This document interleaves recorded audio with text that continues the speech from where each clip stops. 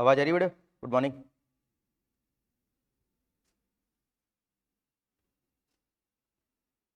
आवाज आ रही है? Good morning.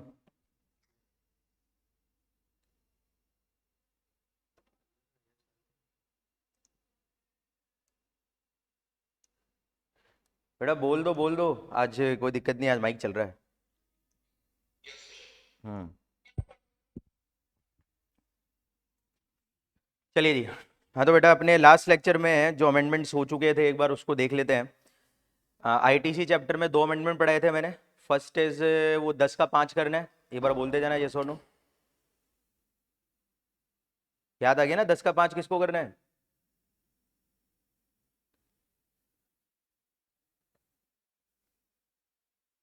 यार जल्दी जल्दी बोलो, अपन को आगे बढ़ना है।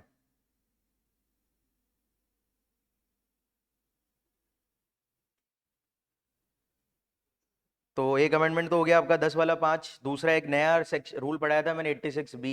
99% वाला कानून था जो आपको देखना था।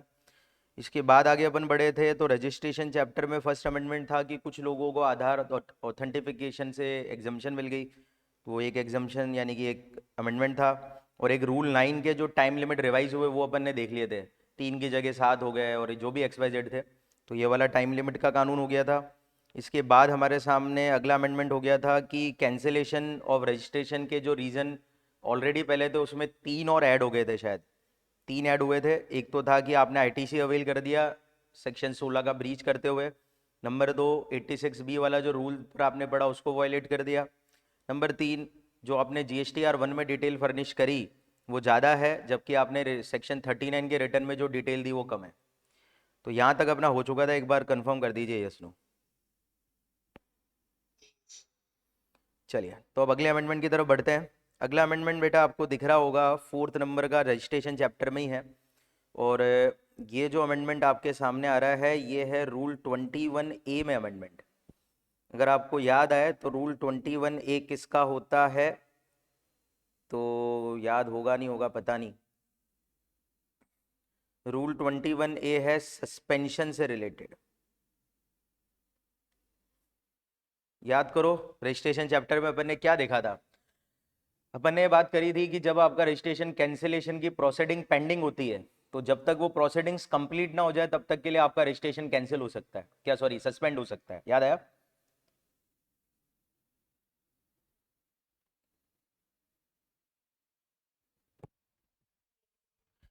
तो सस्पेंशन के जो रूल 21A है जो आपने पढ़ा हुआ है वो तो एज इट इज है, उसमें तो कोई छेड़खानी करना मत। उसमें कुछ चीजें और ऐड हुई है और एक आध चीज में थोड़ा सा चेंजेस हुआ है। तो अभी ध्यान से सुनते जाना क्या क्या चेंजेस हो रहे हैं सस्पेंशन वाले रूल में।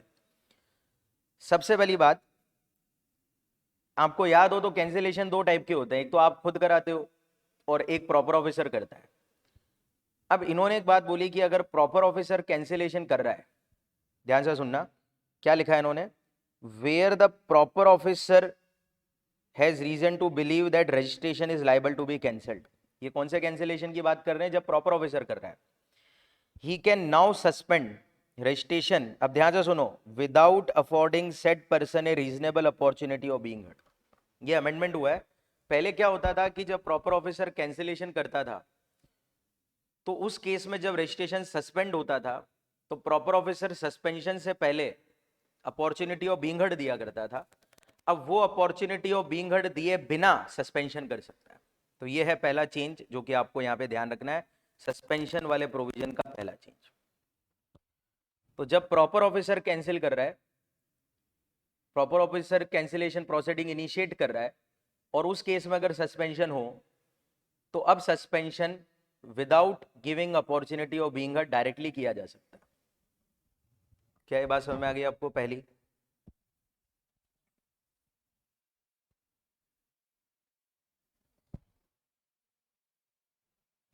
चाहो तो लिख लेना, एक बार यस नो बोल दो ताकि मेरे को क्लियर होता जाए कि हो गया कि नहीं हो गया ये।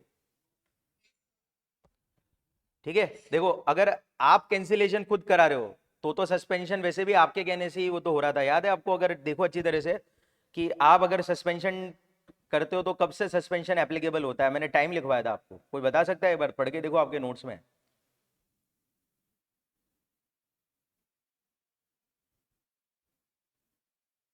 सस्पेंशन वाले में देखो उस दौरान मैंने आपको लिखवाया था सस्पेंशन पीरियड में आप कोई भी टैक्सेबल सप्लाई नहीं करेंगे, देखो अच्छी तरह से ये सब चीजें,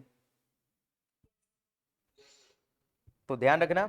ये प्रॉपर ऑफिसर वाला केस में इन्होंने बात करी। नंबर 2 पे चलते हैं। सेकेंड अमेंडमेंट क्या है? अब याद करो बेटा, कैंसिलेशन के अंदर एक रीजन इन्होंने क्या भी बोला कि आपका जीएसटीआर 1 का जो सप्लाई वो मैच नहीं कर रहा 3B से, तो हम कैंसिल कर सकते हैं। तो अब उसी के लिए सस्पेंशन में इन्होंने एक पॉइंट एक्स्ट्रा डाल दिया, ये पहले नहीं था, ये ऐड हो गया नया, यानी कि सेकंड पॉइंट क्या हो रहा है, ऐड हो रहा है। फर्स्ट पॉइंट अमेंड हो रहा है, सेकंड पॉइंट रूल 21A में ऐड कर रहे हैं अपन। क्या बोल रहे हैं अब ये कह रहे हैं where a comparison of return furnished by registered person under section 39 वाले रिटर्न को बोल दीजिए, कौन सा रिटर्न बोलते हो आप? जीएसटीआर 3B 39 का रिटर्न, क्योंकि जीएसटीआर 137 में आता है। अरे बोल दो यार ये सोनू।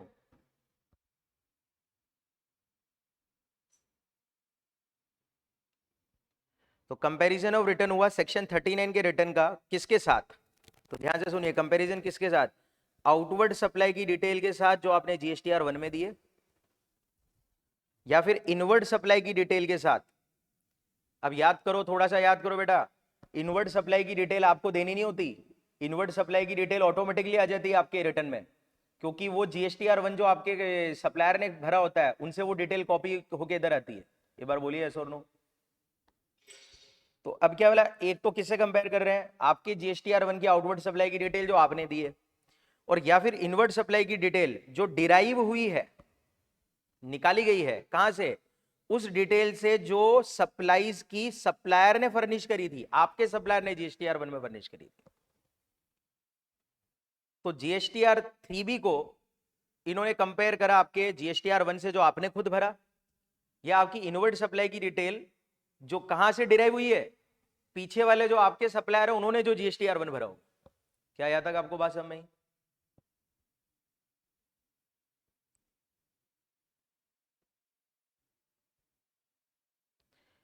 तो एक कंपेयर हो रहे रिटर्न आपस में, और कंपेयर होने के बाद अगर कोई सिग्निफिकेंट डिफरेंस मिलता है, तो याद करो कैंसिलेशन के रीजन में एक रीजन ये भी था कि आपके वो रिटर्न मैच नहीं हो रहे। बोलिए यस और नो, नया रीजन जो है अभी। तो अब इन्होंने क्या बोला, अगर इस कारण से कैंसिलेशन प्रोसीडिंग इनिशिएट हो रही है, ठीक है, सिग्निफिकेंट डिफरेंस है जिसके कारण कैंसिलेशन हो सकता है, leading to cancellation of registration, तो his registration shall be suspended. तो उस केस में भी अब रजिस्ट्रेशन क्या हो जाएगा, सस्पेंड हो जाएगा। और अगर इस केस में रजिस्ट्रेशन सस्पेंड होगा, said person shall be intimated in prescribe form by sending a communication to his email address provided at the time of registration or amended from time to time। तो इन्होंने आगे क्या बोल दिया कि भैया देखो, अब कैंसिलेशन का एक रीजन ये भी हो सकता है कि रिटर्न मैच नहीं हो रहे। अब अगर रिटर्न मैच नहीं हो रहे, इसके कारण अगर कैंसिलेशन प्रोसीडिंग इनिशिएट हुई, तो आपका रजिस्ट्रेशन सस्पेंड कर देंगे हम रूल 21A में। और अगर रजिस्ट्रेशन सस्पेंड करेंगे तो आपको इंटीमेशन भेज देंगे, आपके ईमेल एड्रेस पे भेज देंगे। समय आया बेटा, ये जो अमेंडमेंट हुआ सस्पेंशन के अंदर, ये वो वाले से हुआ है कैंसिलेशन के नए रीजन के चक्कर में। ये नया पॉइंट जो ऐड हुआ सस्पेंशन वाले कानून में, ये किससे डिराइव हो रहा है, क्योंकि कैंसिलेशन में एक नया पॉइंट ऐड हुआ था। कौन सा वाला? ये वाला बेटा, देखो चेक करो जो अपन ने देखा था लास्ट में। अब कैंसिलेशन इस कारण से हो सकता है, तो अब अगर कैंसिलेशन इस कारण से इनिशिएट हो कि मिसमैच है, तो आपका रजिस्ट्रेशन क्या कर दिया जाएगा, सस्पेंड। ये इन्होंने रूल 20 ने बोल दिया कि इस कारण से भी हम अगर कैंसिलेशन स्टार्ट करते हैं तो हम रजिस्ट्रेशन सस्पेंड करेंगे और आपको इंटीमेशन भेज देंगे ईमेल एड्रेस पे। क्या यहां तक क्लियर है? आगे बोल रहे हैं, in this intimation for suspension and notice for cancellation of registration the said difference and anomalies are highlighted. जब आपको ये नोटिस भेजा जाएगा, इसके अंदर इंटीमेशन भेजा जाएगा, तो आपको डिफरेंसेस हाईलाइट करके भेजेंगे वो, और इसका फिर आपको जवाब देना पड़ेगा with in a period of 30 days कि आपका रजिस्ट्रेशन क्यों कैंसिल ना कर दिया जाए। तो आपको इंटीमेशन आएगा ईमेल एड्रेस में, जिसमें डिफरेंस बताए जाएंगे कि भैया आपके रिटर्न और 39 के रिटर्न में मैच नहीं हो रहा है, तो फिर आप रीजन बता दीजिए कि क्यों मैच नहीं हो रहा है। अगर आपका रीजन सही है तब तो ठीक, अदरवाइज वो कैंसिलेशन आगे स्टार्ट कर सकते हैं जो भी है। तो ये एक नया रूल ऐड हुआ है, रूल 21A में एक सब रूल 2A करके ऐड हुआ है। खैर सब रूल याद नहीं करना, पर मैंने आपको ऑलरेडी बोल दिया कि ये नया पॉइंट ऐड हुआ है। और फर्स्ट वाला जो अमेंडमेंट आया था वो अमेंडमेंट है। पहले क्या था फर्स्ट वाले में कि सस्पेंशन जब प्रॉपर ऑफिसर करता है तो वो अपॉर्चुनिटी ऑफ बीइंग हर्ड देके करता है। अब वो वाला पॉइंट हट गया, तो पहला अमेंडमेंट, और दूसरे में नया पॉइंट ये ऐड हुआ जो आपको ध्यान रखना।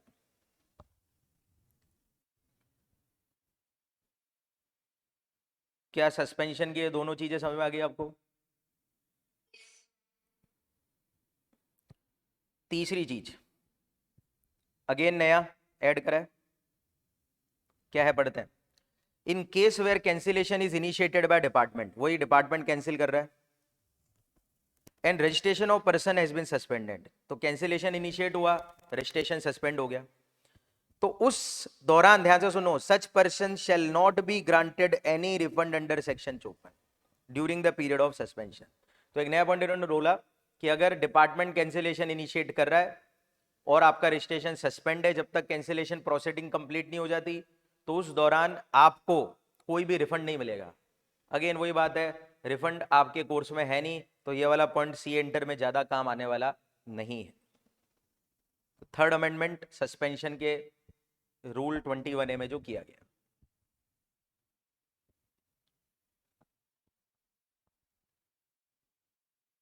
बोल दीजिए आगे बढ़ूं। नेक्स्ट, अगले दोनों अमेंडमेंट फर्जी हैं, तो मैं तो इसको पढ़ा भी नहीं रहा हूं, मतलब कि ये तो वही वाली चीज है जो पहले भी अपन जानते हैं। एक बार पढ़ लेता हूं मैं जैसे आपके सामने।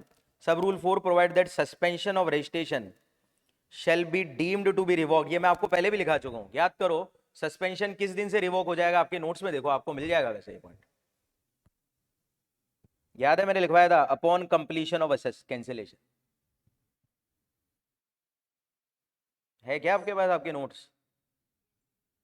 तो सस्पेंशन किस दिन से रिवोक माना जाता है? जिस दिन से कैंसिलेशन कंप्लीट होता है। तो उसमें जो प्रोविजो ऐड करा उसमें क्या है, suspension of registration may be revoked by proper officer any time during the pendency of proceeding of cancellation if he deem fit. तो अब नया पॉइंट क्या ऐड कर दिया, पहले क्या बोलते थे कि भैया कैंसिलेशन जब कंप्लीट होगा तब suspension deem to be revoked मानेंगे।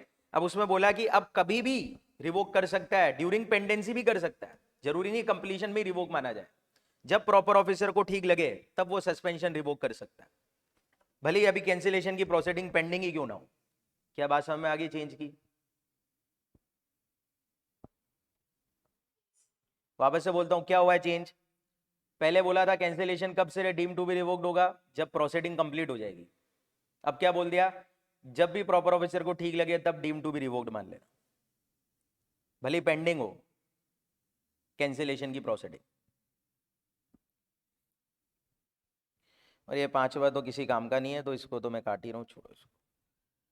तो ये जाकर बेटा आपके अमेंडमेंट है, कौन से चैप्टर के हो गया, ये रजिस्ट्रेशन के अंदर जो अमेंडमेंट था वो आपका खत्म हो चुका है। तो रजिस्ट्रेशन में ओवरऑल मिलाकर कितने अमेंडमेंट हो गए, 4 हो गए। अब आपके सामने वापस से एक बार कंप्लीट कर देता हूँ। फर्स्ट अमेंडमेंट, आधार ऑथेंटिफिकेशन से माफी किसे मिलेगी, एक तो ये वाला चेंज था। नंबर 2 अमेंडमेंट, रूल 9 के टाइम लिमिट में क्या चेंजेस आया है। Number 3 amendment, cancellation bye proper officer के जो रीजंस थे उन रीजंस में 3 और ऐड कर दिए, ये तो लास्ट में बता चुका था मैं। और चौथा अमेंडमेंट हुआ है किसके अंदर, सस्पेंशन ऑफ रजिस्ट्रेशन वाले रूल के अंदर। उसमें क्या क्या चेंजेस हुआ अभी देख लो वापस से जो मैंने बताया। पहला चेंज, बोलिए आप ही बोलिए, चलिए पहला चेंज क्या हुआ सस्पेंशन में।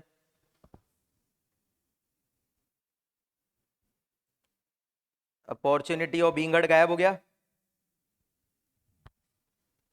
बोलिए यार। नंबर 2 चेंज, एक नया रूल आया है मिसमैच का सस्पेंशन के अंदर, तो मिसमैच का एक नया रूल इंसर्ट कर दिया है इसी सस्पेंशन में। मिसमैच के कारण अब सस्पेंशन हो सकता है, उसके लिए आपको ईमेल में इंटीमेशन भेजेंगे और इंटीमेशन के 30 दिन में आपको रिप्लाई करना है कि भैया क्यों आपका वो ना करें जो भी है। थर्ड पॉइंट, बताइए तीसरा चेंज क्या है।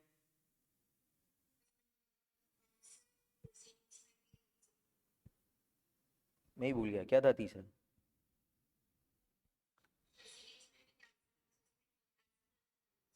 हम्म हम्म हम्म हम्म, हम्म।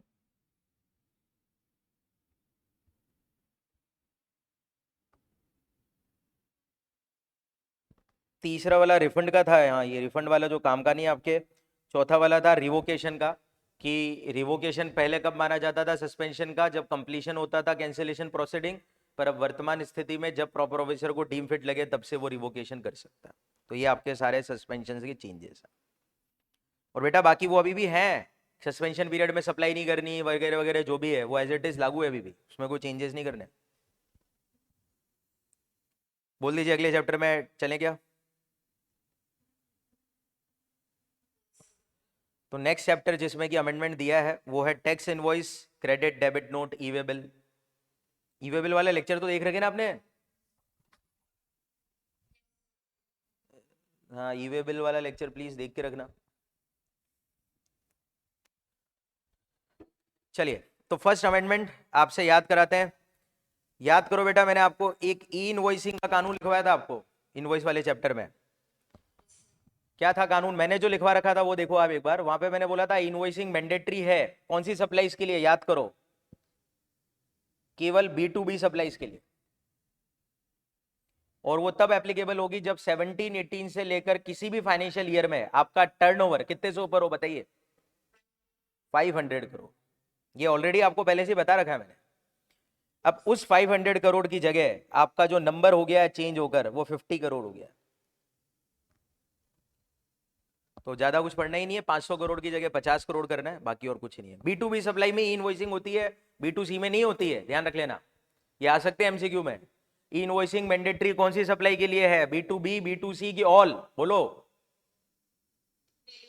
केवल B2B के लिए मैंडेटरी, और वो भी तब जब 17-18 से लेकर किसी भी फाइनेंशियल ईयर, ध्यान रखना फाइनेंशियल ईयर, देखो ई इनवॉइसिंग मैंडेटरी फॉर और registered person with aggregate turnover in any preceding financial year from 17-18 से किसी भी फाइनेंशियल ईयर से, कोई सा भी पिछला हो सकता है, 17-18 में ना हो, 18-19 में हो जाए तो भी फंस जाओगे।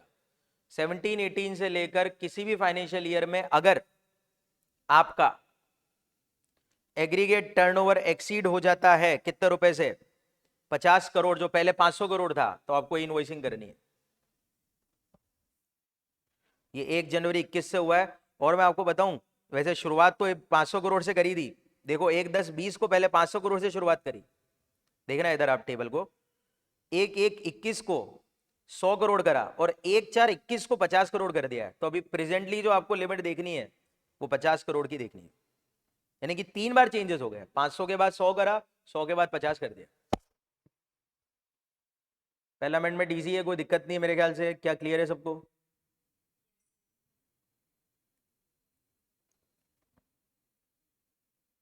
ई इनवॉइसिंग कब mandatory, again I am repeating, अगर आप B2B सप्लाई कर रहे हैं।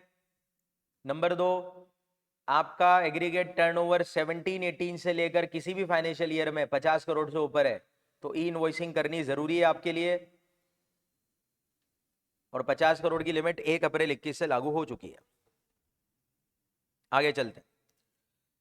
आप कह रहे हो आपने ई वे बिल पढ़ा हुआ है, तो अगर ई वे बिल आपने पढ़ा हुआ है तो ई वे बिल में मैंने एक कानून पढ़ाया था आपको कि वो जो ई वे बिल है उसकी वैलिडिटी पीरियड कितने दिन का होता है। 2 टाइप के वैलिडिटी पीरियड बढ़ाए थे मैंने, ओवर डायमेंशनल कार्गो और other than over dimensional cargo. अगर आपके नोट्स में लिखा पड़ी हो तो आप चेक करके बताओ। Other than over dimensional cargo में ई वे बिल का वैलिडिटी पीरियड था 100 किलोमीटर पर डे, चेक करके देखो। यार आपने पढ़ा हुआ है कि नहीं है यार? ई वे बिल का वैलिडिटी पीरियड बहुत इंपॉर्टेंट होता था, ये एग्जाम में पूछते थे, पूछेंगे मतलब पूछ सकते हैं। 100 किलोमीटर पर डे का था other than over dimensional cargo. और बताइए ओवर डायमेंशनल कार्गो में कितना था? 20 किलोमीटर। चेक कर लेना है ना। ओवर डायमेंशनल कार्गो में कोई चेंज नहीं है, other than over dimensional cargo में अब वैलिडिटी पीरियड 100 किलोमीटर की जगह 200 किलोमीटर हो चुका है। यानी कि एक दिन में पहले गाड़ी को 100 किलोमीटर चलना था, अब एक दिन में गाड़ी को 200 किलोमीटर का सफर तय करना है। और 200 किलोमीटर के ऊपर जितना भी होगा उसके लिए एक एक दिन और बढ़ता जाएगा, तो डबल हो जाएगा। वो वैलिडिटी पीरियड का टाइम बढ़ा दिया है, 100 का 200 किलोमीटर का है। अरे अब थोड़ा सा दिमाग लगा के प्लीज सोचो, ये क्या हुआ है आपके लिए, मुश्किल हो गया कि इजी हो गया 100 का 200 होना?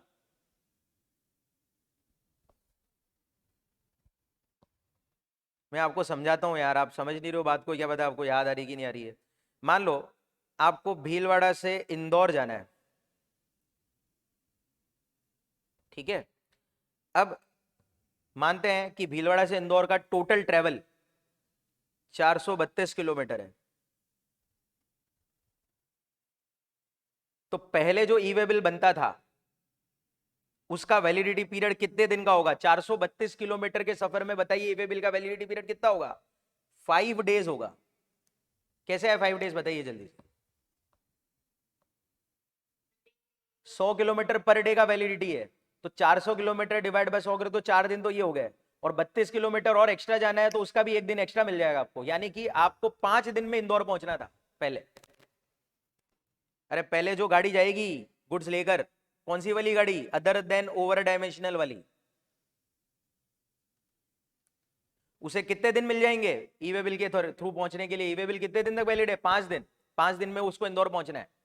अगर पहुंच गया तो ई वे बिल की वैलिडिटी पीरियड में ठिकाने पहुंच चुका है, उसको कोई नहीं रोकेगा रास्ते। अरे बोलो यस और नो। अब क्या कर दिया इन्होंने? इन्होंने बोला 100 की जगह अब एक दिन में 200 किलोमीटर चलना है आपको। तो बताइए ये जो वैलिडिटी पीरियड पहले 5 दिन आ रहा था, अब बताइए कितना आएगा ड्यू टू 200? 3 डेज। अब 3 दिन में आपको ठिकाने पहुंचना पड़ेगा। थोड़ी गाड़ी तेज चलानी पड़ जाएगी लोगों को। क्या बात समझ में आ रही है आपको? This is the change. और आएगा ये एमसीक्यू में 100% है, क्योंकि ये वैलिडिटी पीरियड वैसे भी ई वे बिल में अंदर वैसे भी कुछ खास क्वेश्चन नहीं पूछते हैं, उसमें वैलिडिटी पीरियड बहुत इंपॉर्टेंट है, तो इसलिए ये बिल्कुल काम का है। तो अब आप देखिए जैसे एग्जाम्पल के लिए क्या बोला है इन्होंने।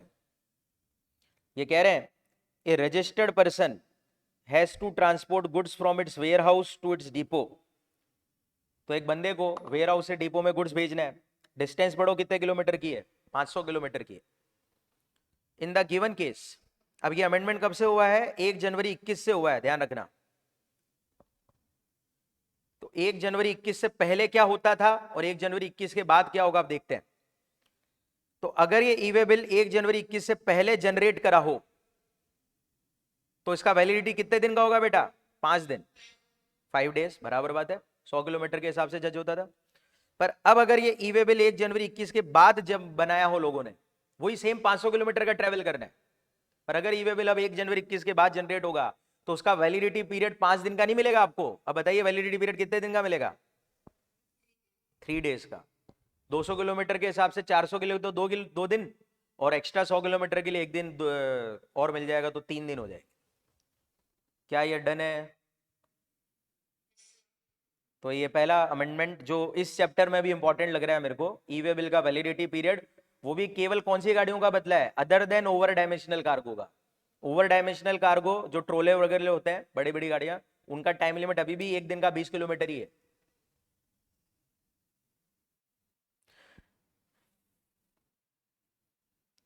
बोलिए आगे बढ़ू क्या?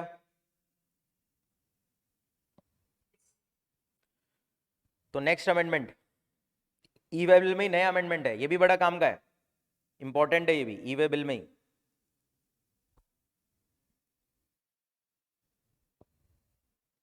रूल 138E ऐड करा है। अब ये बड़ा इंटरेस्टिंग है। कुछ केसेस में अगर आपने कुछ कॉन्ट्रावेंशन किए तो आपका e way bill generation block कर दिया जाएगा। तो हेडिंग पढ़ो आप, blocking of e way bill generation facility. तो क्वेश्चन क्या बन सकता है? ई वे बिल फैसिलिटी कब ब्लॉक हो जाएगी? क्या ये क्वेश्चन क्लियर है?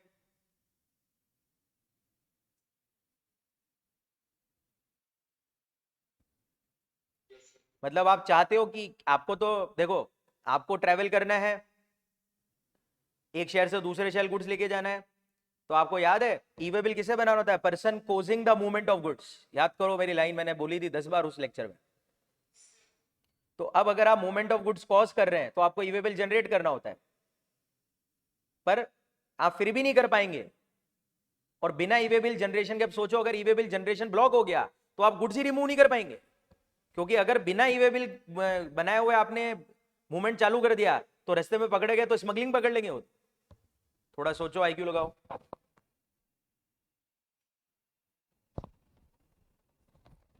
अगर आपकी ब्लॉकिंग हो गई ई वे बिल फैसिलिटी की, तो सोचो इससे क्या होने वाला है, आप मूवमेंट नहीं कर पाओगे गुड्स का। और अगर बिना ई वे बिल बनाए आपने मूवमेंट कर दिया तो ये तो स्मगलिंग है। भैया यस नो बोल दो।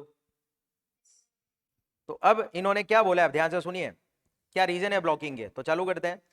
Blocking of e way bill facility means disabling A tax payer from generating E way bill. पता है तो बच्चा बच्चा समझता है। A user will not be able to generate e-way bill for GSTIN if GSTIN is not eligible for e-way bill generation as per rule 138E। तो आप block हो जाओगे अगर आप 138E रूल में कवर हो जाओगे, ये मुद्दे की बात नहीं है अभी। The GSTN of such block taxpayer cannot be used to generate the e-way bill either as consignor or consignee। तो आपका अगर GSTIN ब्लॉक हो गया तो उस ब्लॉक GSTIN नंबर से आप ई-वे बिल नहीं बना सकते, ध्यान रख लेना। अब 138E ब्लॉक करता है, ध्यान से सुनो कब। Rule 138E block the e-way bill generation facility of a person paying tax under regular scheme. Regular scheme वालों को ब्लॉक कर देगा if he has not furnish the return for consecutive period of 2 months. आपको याद है regular scheme वाले महीने के महीने रिटर्न देते हैं।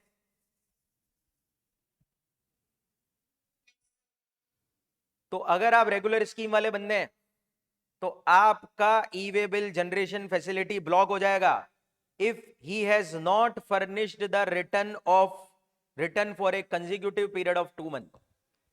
तो रेगुलर वालों का blocking of e way bill if he has not furnished the return of consecutive period of 2 month. If he has not furnished the return for consecutive period of 2 month. बाद में इन्होंने 2 महीने को 2 टैक्स पीरियड से convert कर दिया, यानी कि अब आपको 2 महीने नहीं बोलना है, 2 टैक्स पीरियड बोलना है। बताइए क्यों 2 टैक्स पीरियड करा इन्होंने वर्ड 2 महीनों को।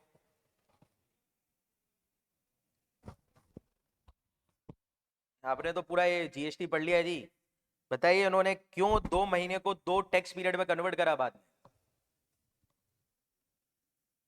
यार आप याद नहीं रखते हो यार।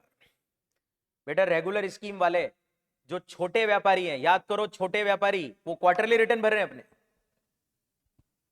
भले वो रेगुलर में वो रिटर्न क्वार्टरली भर रहे हैं। याद करो मैंने लिखवाई दी है आपको बेनिफिट स्मॉल टैक्स पेयर के लिए रिटर्न्स वाले चैप्टर में। तो बेटा अगर आप रेगुलर वाले और अगर क्वार्टरली आप भर रहे हो तो आप 2 महीने थोड़ी ना रिटर्न भर रहे हो, आप तो 2 क्वार्टर के भर रहे हो। तो इसीलिए उन्होंने कहा कि यार रेगुलर वाले आजकल महीने भी भरते हैं और क्वार्टर भी भरते हैं, तो इसलिए हम 2 महीने 2 क्वार्टर की जगह वर्ड क्या यूज कर देते हैं, 2 टैक्स पीरियड कर देते हैं। तो यानी कि अगर आप महीने वाले हो तो 2 महीने लगातार हो जाएंगे, और अगर आप क्वार्टरली वाले हो तो 2 क्वार्टर लगातार हो जाएंगे। क्या ये बात समझ में आ गई? तो वापस से सुन लीजिए, ई वे बिल फैसिलिटी ब्लॉक हो जाएगी, बताइए रीजन, जल्दी से बोलिए सब क्या है।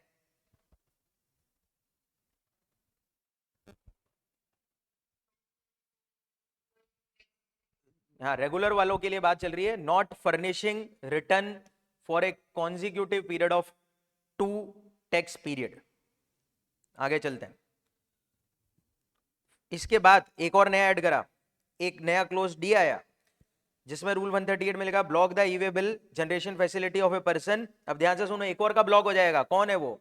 whose registration has been suspended under rule 21A pending the completion of proceeding of cancellation।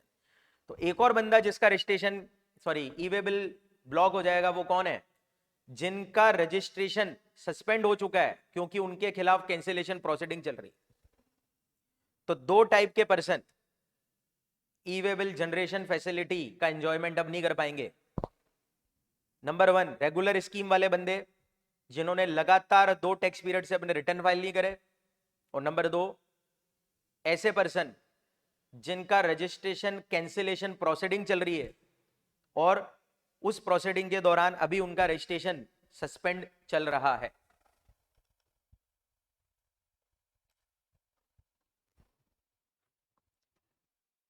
क्या ये क्लियर हो गया कॉन्सेप्ट? तो इंपॉर्टेंट अमेंडमेंट है, ध्यान रखेंगे इसको आप।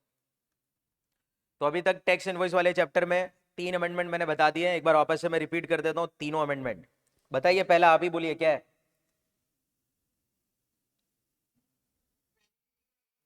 नहीं पहला तो ई इनवॉइसिंग था, लिमिट 50 करोड़ हो गई है। दूसरा validity of e way bill, और थर्ड अमेंडमेंट है आपके सामने block of e way bill. मान के चलो ई वे बिल में से जो क्वेश्चन अभी पूछेंगे आपसे, इन दोनों में से कुछ पूछना चाहिए, क्योंकि ई वे बिल से क्वेश्चन कम ही पूछते हैं। तो अगर पूछना है तो ये दोनों अमेंडमेंट अच्छे हैं, दोनों से क्वेश्चन बन सकते हैं।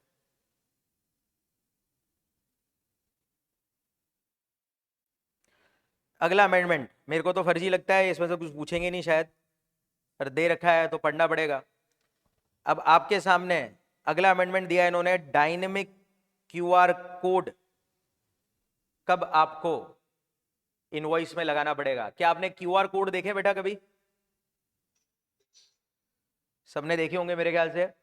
तो क्यूआर कोड मतलब क्विक रेस्पॉन्स कोड, जिसको वो कैच करके पेमेंट वेमेंट्स होते हैं ऑनलाइन तरीके से। तो अब पहले ध्यान से सुनिए, इन्होंने क्या देखा, आप ध्यान से सुनो पूरा सिस्टम। इन्होंने क्या करा, ई इनवॉइसिंग मैंडेटरी करी,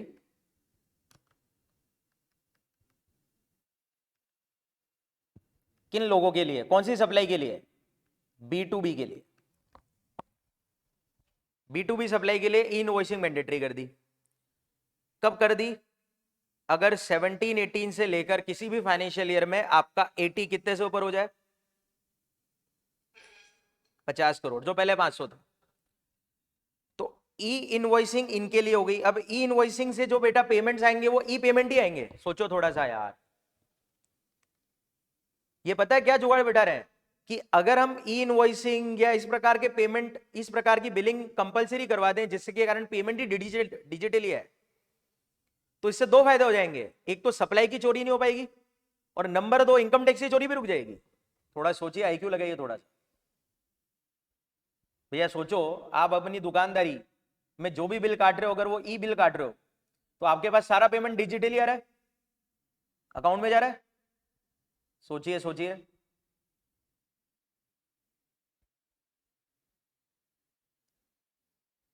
अरे कोई बोल दो यार, यस नो। तो अब अगर ऐसा हो रहा है तो इनके दो फायदे हो रहे हैं। तो इन्होंने क्या करा, देखो B2B में तो ई इनवॉइसिंग मैंडेटरी कर दी, ठीक है, पर ज्यादातर चोरी B2B में नहीं होती, क्योंकि B2B के तो बिल होंगे, बड़े बड़े बिल होंगे, और सामने वाला जो बंदा है वो वैसे भी 2 नंबर में माल इसलिए नहीं लेगा क्योंकि उसको क्रेडिट मिलने वाला है आपसे खरीदी की चीजों का। थोड़ा आईक्यू लगाइए पूरा। ज्यादातर चोरी किस लेवल पे होती पता है आपको? B2C पे होती, क्योंकि कंज्यूमर लोग ऐसे हैं जिनको कोई क्रेडिट नहीं चाहिए, तो उनको बिल की जरूरत ही नहीं होती, वो बिल लेते ही नहीं है, वो तो यूं रवाना हो जाते हैं बिना बिल ली, चलो छोड़ो क्या फर्क पड़ रहा है। तो उन लोगों के साथ परेशानी क्या है कि सरकार ने बोला कि यार B2C वालों को भी फंसाते हैं, तो इसके लिए उन्होंने एक नया कानून बनाया, और उसको नाम क्या दिया? Dynamic quick response code. अब ये क्या कहते हैं सुनिए ध्यान से। क्यूआर कोड कौन से बिलों में जरूरी है? ऑल B2C इनवॉइसेस, इन पे जरूरत पड़ेगी क्यूआर कोड की, जो कि रजिस्टर्ड पर्सन ने इशू करे, जिसका एग्रीगेट टर्नओवर किसी भी फाइनेंशियल ईयर में 17-18 से लेकर एक्सीड 500 करोड़ हो जाता है, उसको mandatorily QR code bill pay लगाने की जरूरत है। तो पहली चीज, डायनेमिक क्यूआर कोड के प्रोविजन कब एप्लीकेबल होंगे? इंपॉर्टेंट क्वेश्चन हो सकता है ये। तो बोल दीजिए एक बार बेटा, किस पे कब एप्लीकेबल होंगे, बोलिए। एक एक पॉइंट चेक कर लेते हैं। बताइए सप्लाई कौन से टाइप की होनी चाहिए? B2C वाली सप्लाई के लिए इशू करना है क्यूआर कोड वाले बिल। नंबर दो, क्या हर B2C सप्लायर को करना पड़ेगा? नहीं, केवल उसी रजिस्टर्ड पर्सन को करना है जिसका 17-18 से लेकर किसी भी साल का 80 कितने से ऊपर है? 500 करोड़ से ऊपर है। यानी जो पहले ई इनवॉइसिंग की शुरुआती लिमिट थी ना, वो अब इसकी लिमिट है अभी आज की तारीख में। आपको बताइए आने वाले समय में धीरे धीरे 5-7 महीने के अंदर अंदर इस 500 करोड़ को ये उठाकर नीचे ले आएंगे। तो बहुत बड़े ये आपको पता है B2C सप्लाई करने वाले व्यापारी कौन से व्यापारी हो गए? रिटेल व्यापारी। थोड़ा सोचो यार। अरे जो बंदा B2C माल बेच रहा है वो कौन से व्यापारी? होलसेलर की रिटेलर?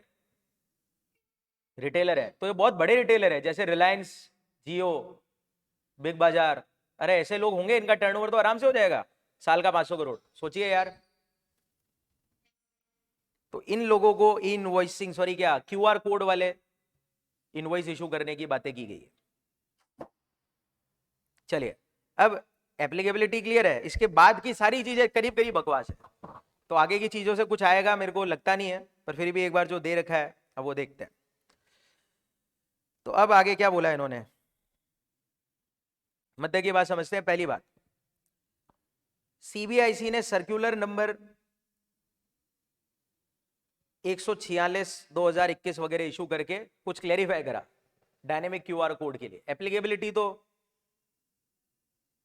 नोटिफिकेशन नंबर पे है 14/2020, याद नहीं होगा तो कोई दिक्कत नहीं उससे। तो फिर क्लेरिफिकेशन आया सीबीआईसी का, इनडायरेक्ट टैक्स का बोर्ड सीबीआईसी है। अब उन्होंने सबसे पहले बोला कि ये डायनेमिक क्यूआर कोड इन लोगों पे एप्लीकेबल नहीं है। तो ये 5 बंदे भले ही 500 करोड़ से ज्यादा की सप्लाई करें, B2C करें, इनको क्यूआर कोड के लफड़े से झेलने की जरूरत नहीं है। एक्सेप्शन से ये 5। नंबर 1, इंश्योरर और बैंकिंग कंपनी और financial institution including NBFC, banks को नहीं जरूरत है इसकी। Number 2, goods transport agency supplying service in relation to transportation of goods, GTA को जरूरत नहीं है। पैसेंजर ट्रांसपोर्टेशन सर्विस वालों को जरूरत नहीं है। मल्टीप्लेक्स मूवी दिखाने वाले, सिनेमा हॉल मतलब आईनॉक्स पीवीआर वगैरह को जरूरत नहीं है। और ओआईडीआर सर्विस देने वाले, याद है OIDAR, online information and database access और रिट्रीवल सर्विस, इन 5 लोगों को क्यूआर कोड वाली इनवॉइसिंग की रिक्वायरमेंट से आजादी मिल गई है। एक बार याद कर लीजिए सारे नाम, शायद एक्सेप्शन काम आ जाए। तो एक बार मैं शॉर्टकट बताता हूं, इजी इजी कर देते हैं। Banks, GTA, passenger transportation service वाले, मूवी दिखाने वाले और ओआईडीएआर सर्विस देने वाले, इन सभी को जरूरत नहीं है क्यूआर कोड के इनवॉइसेस की।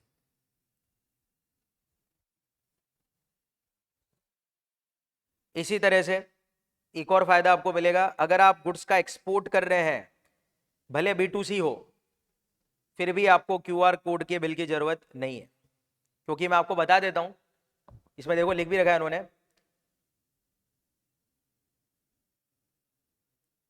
अगर आप एक्सपोर्ट कर रहे हो किसी अनरजिस्टर्ड पर्सन को, अनरजिस्टर्ड पर्सन को एक्सपोर्ट करना मतलब B2C, तो अगर आप B2C एक्सपोर्ट कर रहे हो तो आपको क्यूआर कोड की जरूरत नहीं है। पर मैं आपको बताता हूं, वैसे आपके काम की शायद चीज ना हो, पर जीएसटी के कानून में ऐसा है, however since e invoices are required to be issued in respect of supply of export. Actual में चक्कर क्या है कि जो एक्सपोर्ट करता है, भले वो B2C हो, उनके लिए ई इनवॉइसिंग मैंडेटरी कर रखी है, क्योंकि एक्सपोर्ट टू B2C को भी वो B2B मानता है। तो चक्कर क्या होता है कि अगर आप एक्सपोर्ट कर रहे हैं, भले वो B2C एक्सपोर्ट है, पर जीएसटी लॉ में उसको B2B ही मानेंगे, और अगर B2B ही मानेंगे तो आप ऑलरेडी ई इनवॉइसिंग में फंस जाओगे, फंसना होगा। क्या मेरी बात समझे आप?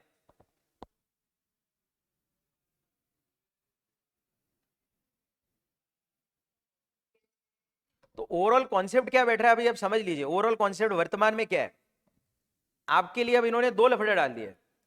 या तो आपको ई इनवॉइसिंग, देखो, या तो आपकी सप्लाई B2B होगी और या फिर आपकी सप्लाई B2C होगी। 2 ही टाइप की सप्लाई हो सकती है।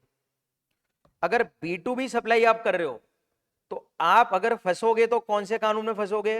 ई इनवॉइसिंग के कानून में फंसोगे, क्यूआर कोड वाले में नहीं फंसोगे। और इनवॉइसिंग में कब फंसोगे? जब 17-18 से लेकर आपका टर्नओवर कितने करोड़ से ऊपर हो जाए? 50 करोड़ वाला लिमिट है। और अगर आप B2C करते हो तो फिर आप ई इनवॉइसिंग में नहीं फंसोगे, आप क्यूआर कोड वाले कानून में फंस जाओगे। और इसमें आप तब फंसोगे जब 17-18 से लेकर आपका टर्नओवर कभी कितना हो जाए? 500 करोड़ हो जाए। ये है टोटल एप्लीकेबिलिटी वर्तमान में जो ई बिलिंग की सिस्टम इन्होंने बना रखा है।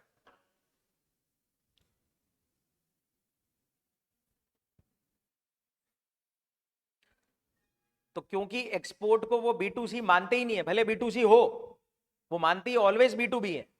तो ड्यू टू दैट एक्सपोर्ट के केस में क्यूआर कोड का लफड़ा कभी नहीं आएगा, आएगा तो B2B वाला यानी कि ई इनवॉइसिंग का लफड़ा है।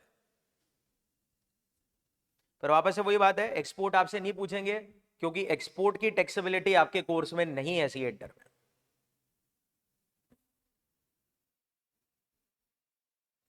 क्या क्लियर है कॉन्सेप्ट सबको अब?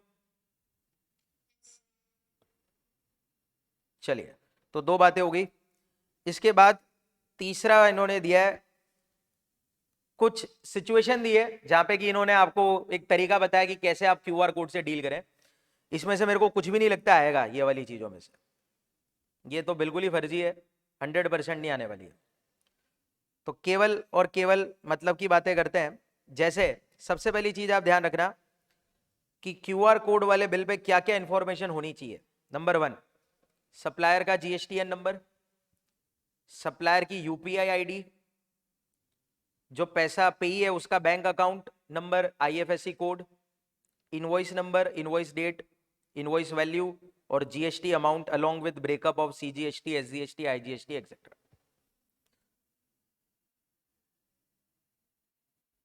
और डायनेमिक क्यूआर कोड इनवॉइस यानी बिल पे ऐसा होना चाहिए जिसको स्कैन करके पेमेंट डिजिटली किया जा सके।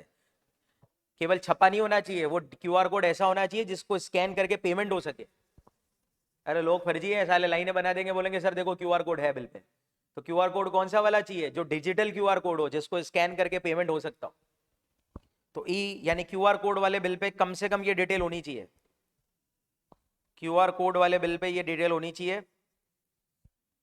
सप्लायर का GST नंबर, सप्लायर की UPI ID क्योंकि डिजिटल पेमेंट होने वाला है, पेई का bank account number, IFSC code, invoice number, invoice date, invoice value, GST amount का ब्रेकअप और डायनेमिक क्यूआर कोड ऐसे होने चाहिए जिसको स्कैन करके पेमेंट किया जा सके। फोर्थ में वो केसेस हैं, सॉरी, जो मेरे को अभी बताने थे। तो फोर्थ में कुछ केसेस हैं जिसमें इन्होंने जवाब दिया है। मैं मानता हूं इसमें से कुछ आने वाला है नहीं, तो मेरा अजम्पशन है। अब चालू करते हैं केस 1, एक बार सारे केसेस डिस्कस कर लेते हैं। अलग अलग केसेस मतलब अलग अलग सिचुएशन है, इस सिचुएशन में कैसे डील करेंगे वो दिया हुआ है। चलिए तो केस 1 पे देखें। If a supplier provide dynamic QR code, ठीक है, but customer opt to make payment without using dynamic QR code. Practical life में सारे लफड़े आएंगे ये। सर मैंने तो क्यूआर कोड वाला बिल दिया ग्राहक को, पर ग्राहक कहता है मैं तो नहीं दूंगा क्यूआर कोड से पैसे। क्या ये पॉसिबल है कि नहीं है? पॉसिबल है बिल्कुल। ग्राहक बोलेगा मैं तो नगद दूंगा, जो करना है कर ले। ग्राहक तो रिटेलर है, कंज्यूमर है। तो अब इन्होंने क्या बोला कि आपने डिस्प्ले करा, कस्टमर ने बोला कि नहीं मैं तो क्यूआर कोड में पेमेंट नहीं करूंगा। तो सप्लायर अगर क्रॉस रेफरेंस दे देगा उस पेमेंट का, तो भी मान लिया जाएगा कि क्यूआर कोड का कंप्लायंस हो गया है। मतलब कि अगर बाय चांस मान लीजिए कि जो कस्टमर है वो पे करता है अदर मोड से, जैसे कि यूपीआई से पेमेंट कर रहा है, क्रेडिट डेबिट कार्ड से पेमेंट कर रहा है, ऑनलाइन बैंकिंग से कर रहा है, क्यूआर कोड को यूज नहीं कर रहा है, और कोई कॉम्बिनेशन हो गया विदाउट यूजिंग क्यूआर कोड, अगर सप्लायर क्रॉस रेफरेंस दे देगा इस पेमेंट का, तो मान लिया जाएगा क्यूआर कोड का कंप्लायंस हो गया। क्रॉस रेफरेंस दे दो कि साहब क्यूआर कोड के थ्रू पेमेंट नहीं करा उसने इस तरीके से पेमेंट करा है, मैं रेफरेंस दे रहा हूं अपने बिल पे। या फिर अगर बाय चांस सप्लायर कैश में पेमेंट कर रहा है, कस्टमर नगद दे रहा है पैसे आपको विदाउट यूजिंग क्यूआर कोड, और सप्लायर क्रॉस रेफरेंस दे दे उस पेमेंट का कैश वाले का भी, तो भी मान लिया जाएगा कि आपने deem to have been complied with the requirement of QR. क्या केस 1 क्लियर हो आपको? और वैसे बोलता हूं केस 1 क्या है, बहुत इजी है। आपने इनवॉइस में क्यूआर कोड डाल रखा है क्योंकि आपको डालना था, पर जो कस्टमर है जब वो पेमेंट कर रहा है तो वो क्यूआर कोड के थ्रू पेमेंट नहीं कर रहा है, किसी और तरीके से कर रहा है। पर वो और तरीका या तो इलेक्ट्रॉनिक तरीका ही होगा, शायद नेट बैंकिंग होगा, डेबिट कार्ड, क्रेडिट कार्ड, जो भी होगा। और या फिर हो सकता है सप्लायर कैश में पेमेंट कर दे, सॉरी कस्टमर कैश में पेमेंट कर दे। तो ऐसी परिस्थिति में अगर आप पेमेंट का क्रॉस रेफरेंस दे देंगे उस इनवॉइस में कि भैया ये पेमेंट इधर से आया, नगद आया तो इतना आया, इस डेट को आया, क्रॉस रेफरेंस दे दीजिए, मान लिया जाएगा आपने क्यूआर कोड की कंप्लायंस कर लिया है। यानी जरूरी नहीं है कि पेमेंट अगर क्यूआर कोड वाला इनवॉइस दिया है तो पेमेंट क्यूआर कोड से ही लेना है। क्या बात समझ में आई आपको? सिंपल कॉन्सेप्ट है, ज्यादा दिमाग लगाने की जरूरत नहीं, इजी है, पूछेंगे ही नहीं, फर्जी है, नहीं पूछने वाले से। क्या आगे बढ़ जाऊं?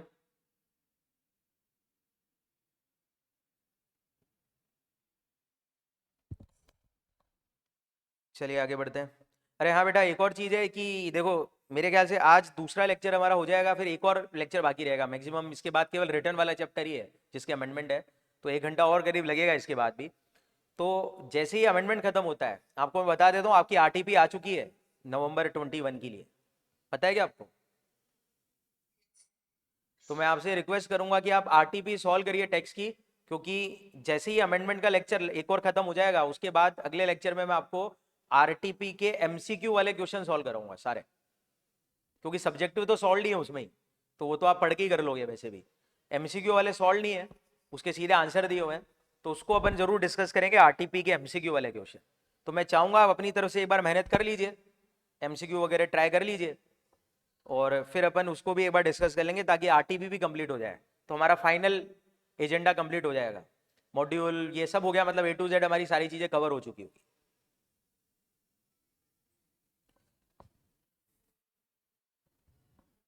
केस 2 देखिए, केस 2 में देखिए, if a supplier make available to customer an electronic mode of payment where दो dynamic QR code is not displayed. अब चक्कर क्या है, जो सप्लायर है, आपने क्यूआर कोड डिस्प्ले नहीं करा, क्यूआर कोड डिस्प्ले करना था पर आपने नहीं करा, पर आपने उस कस्टमर को पेमेंट के लिए इलेक्ट्रॉनिक मेथड दिया। Supplier make available to customer electronic mode of payment, payment का मोड कौन सा दिया आपने? इलेक्ट्रॉनिक। वेयर दो dynamic QR code is not displayed, QR code display नहीं करा। क्या क्लियर हुआ आपको case? But the detail of merchant as well as transaction are displayed captured otherwise, पर वो ट्रांजेक्शन का रेफरेंस आप बाद में दोगे, तो मतलब समझते क्या कहना चाह रहे हैं इन केसेस में। If cross reference of payment made using such electronic mode of payment is made on the invoice, वही बात कह दी कि अगर बाय चांस ऐसा होता है, तो अगर आप उस पेमेंट का क्रॉस रेफरेंस दे देते हैं इनवॉइस के ऊपर, तो मान लिया जाएगा कि आपने क्यूआर कोड के क्या कर दिए हैं? कंप्लायंस। वही लिखा हुआ है, deem to be complies with the requirement of QR. तो क्या हो गया सेकंड में? सप्लायर ने क्यूआर कोड नहीं दिया, पर पेमेंट इलेक्ट्रॉनिक मोड से ले रहा है, तो उस पेमेंट का क्रॉस रेफरेंस दे देना, मान लेंगे कि क्यूआर कोड कंप्लाइड है। क्या बात समझ में आ गई?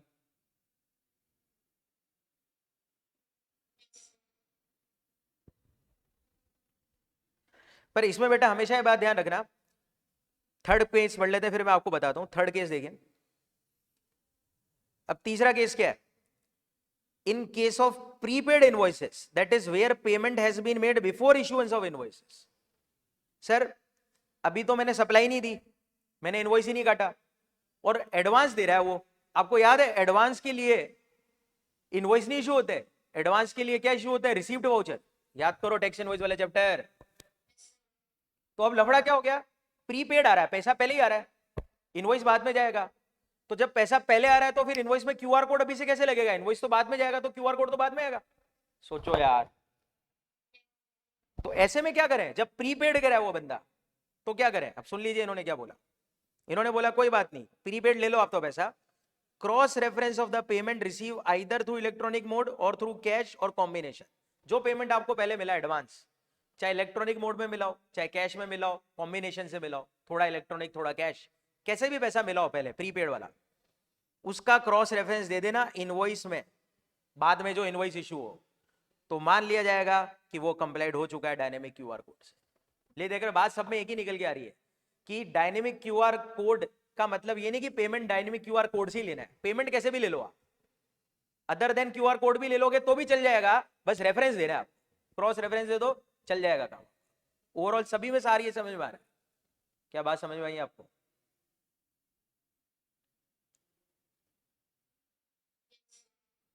पर बाद में इन्होंने क्या बोला, in case other than prepaid supply, by chance prepaid नहीं हो, where payment is made after generation of invoice the supplier shall provide dynamic QR code. पर ध्यान रखना है कि अगर प्रीपेड सप्लाई नहीं है, नॉर्मल सप्लाई है, तो फिर अगर इनवॉइस पहले इशू हो रहा है, पेमेंट बाद में आ रहा है, तो आप फिर इनवॉइस क्यूआर कोड वाली बनाना, उसके बाद वो पेमेंट कैसे कर रहा है वो उसकी इच्छा पर है।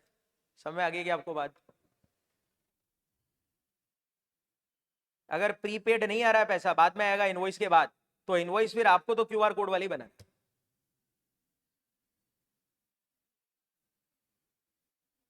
यानी कि ये ऐसा नहीं कह रहे कि बिना क्यूआर कोड वाला बना दो और पेमेंट लेकर रेफरेंस दे देना, ऐसा नहीं है। प्रीपेड अगर पैसा आता है कुछ, तो वो पेमेंट आप ले लीजिए, इनवॉइस बाद में बनाना, और बाद में जब इनवॉइस बनाओगे तो उसमें प्रीपेड वाला क्रॉस रेफरेंस दे देना, तो चल जाएगा, मान लेंगे क्यूआर कोड कंप्लीट है। पर अगर पैसा ही बाद में आ रहा है, तब तो फिर आप क्यूआर कोड वाले इनवॉइस बनाना, फिर तो कोई दिक्कत उसमें होनी नहीं चाहिए। क्या ये डन है?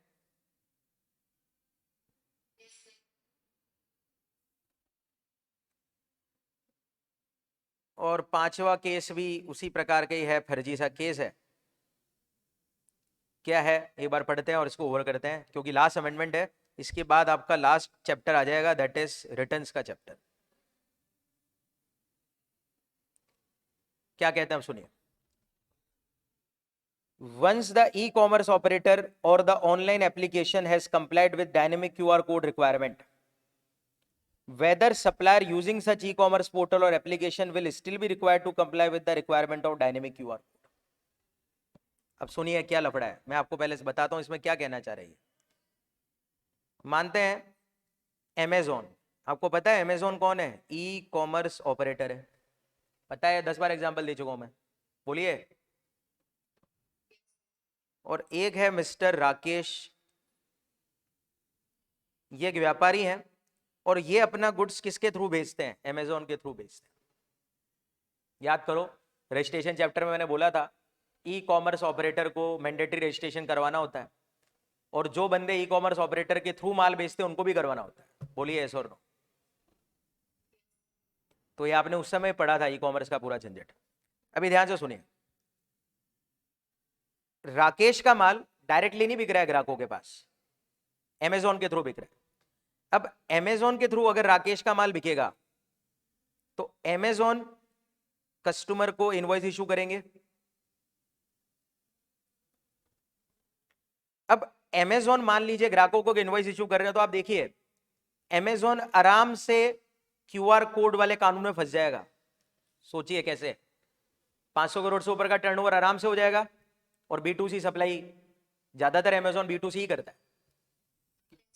तो Amazon क्या करेगा, अपने ग्राहकों को क्यूआर कोड वाले बिल इशू कर रहा है, ठीक है, Amazon मतलब क्यूआर कोड वाली कंप्लायंस कर रहा है। अब मुद्दा यह आता है कि ये जो लोग ई कॉमर्स वालों के थ्रू बेच रहे हैं, क्या ये भी जब वापस से अपना बिल देंगे, क्योंकि ये भी तो बिल देंगे अपने Amazon को वापस से, अरे Amazon ग्राहकों को बिल दे रहा है, ये भी तो Amazon को बिल देंगे वापस। तो अल्टीमेटली मुद्दा यह आता है कि क्या इन लोगों को भी वापस से क्यूआर कोड वाले कंप्लायंस करने पड़ेंगे क्या, अगर कोई माल ये ई कॉमर्स के थ्रू बेच रहे थे तो उसी के लिए केस 5 बना है। तो केस 5 में अब क्या लिखा हुआ है सुन लिए। इन्होंने बोला है सबसे पहली बात, dynamic QR code requirement, dynamic QR code requirement apply to each supplier